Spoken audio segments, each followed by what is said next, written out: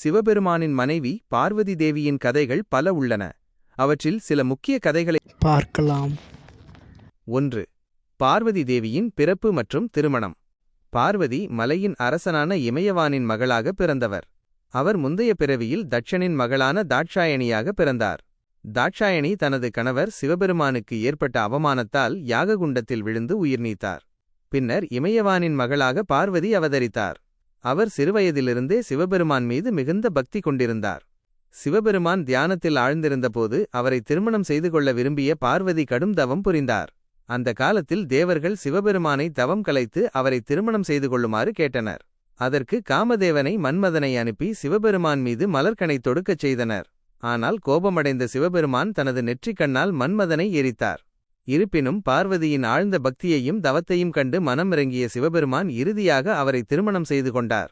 இந்த திருமணம் ஒரு தெய்வீக நிகழ்வாக கொண்டாடப்படுகிறது. 2.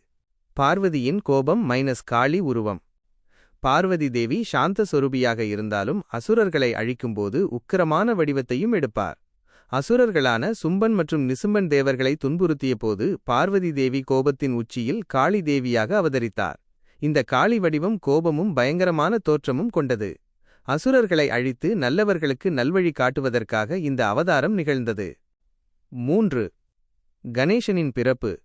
ஒருமுறை சிவபெருமான் தியானத்தில் இருந்தபோது பார்வதி தேவி குளிப்பதற்காக ஒரு பாதுகாவலர் தேவைப்பட்டார்.